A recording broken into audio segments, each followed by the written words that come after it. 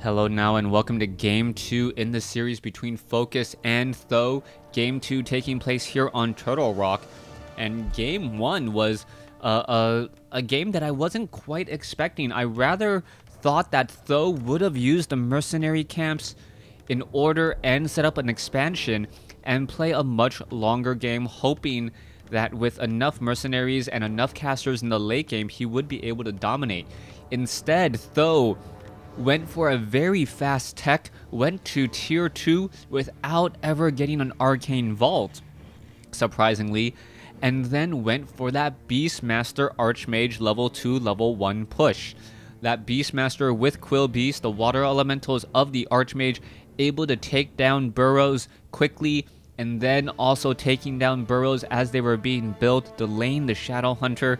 A delayed Shadow Hunter means that the Blade Master was at level 4 and the Shadow Hunter was at level 1. Not very helpful, as the Shadow Hunter adds so much durability and damage to the Orc army by keeping other heroes down with Hex and by keeping that Blade Master up with Healing Wave.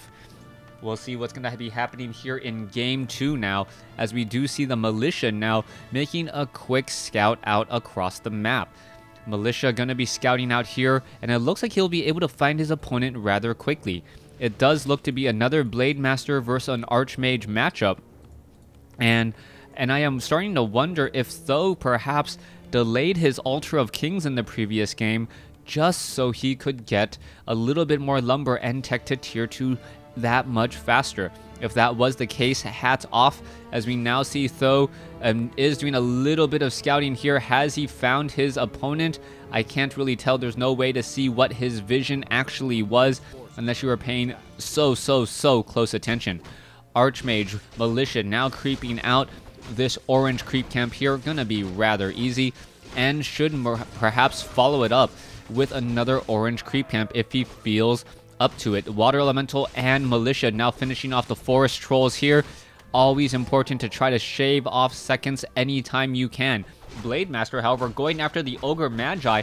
This will drop the Sentry Ward and also a very nice item. You can see that the other Ogre Warriors in the back cannot engage on that Blade Master. One of the strengths and abilities there, as the Archmage... Ring of Regeneration now on the Blade Master, as the Archmage now going after this orange creep camp will get to level 2. Slippers of Agility, not altogether that useful, as we now see Sea Turtle Hatchlings fall. Now, is that Blade Master going to sell that Ring of Regeneration? It is a rather expensive item, or is he just going to pick it? Yes, he is going to sell it and pick up double healing salves now.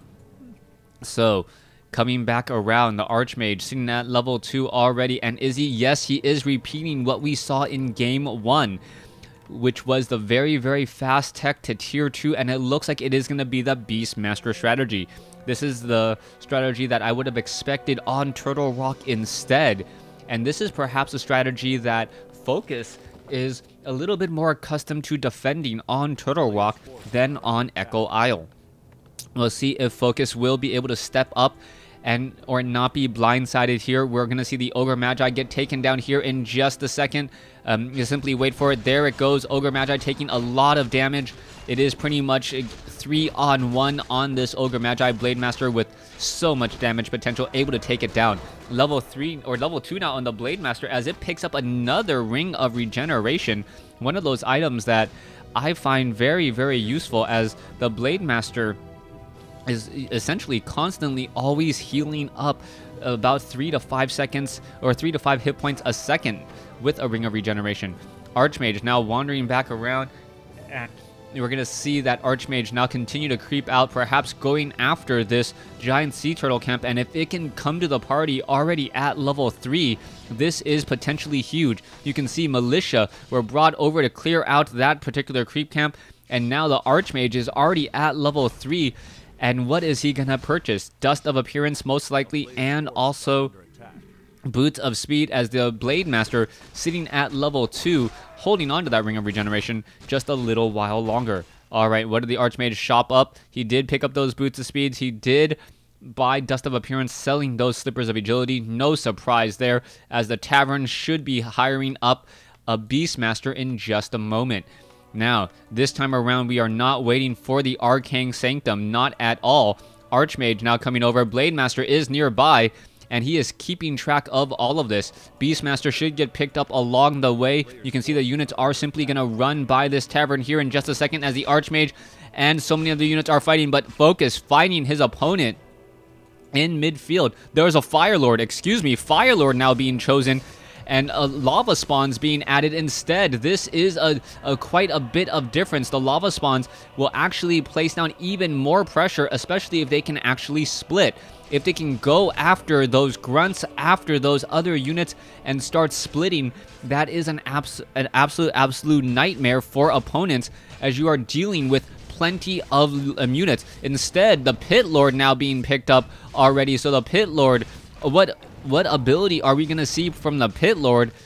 Is it going to be Howl of Terror? No, it is going to be Rain of Fire there, canceling down all of that here in just a second. You can see that the peasants are taking a little bit of damage over time as the water elementals are now out on the field. Wow, Blademaster escapes at level 23 as the lava spawns are splitting. That is going to be huge here. Double the lava spawns, and who needs towers when you have lava spawns that grow and grow? Focus is really having a problem in this matchup, being forced to use the Pit Lord, and it is not going to work out well as now the Fire Lord is already sitting at level 2. Alright, Peasant's going to get taken down, but there's the GG by Focus.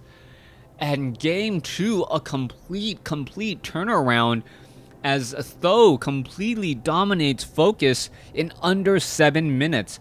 That was such a tight build, such a specific build, and I don't know what exactly Focus could have done to stop it.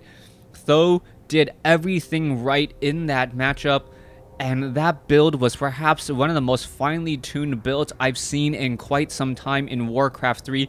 It really feels like WarCraft 3 has come to another level of play in terms of shaving seconds off in order to get an advantage over your opponent.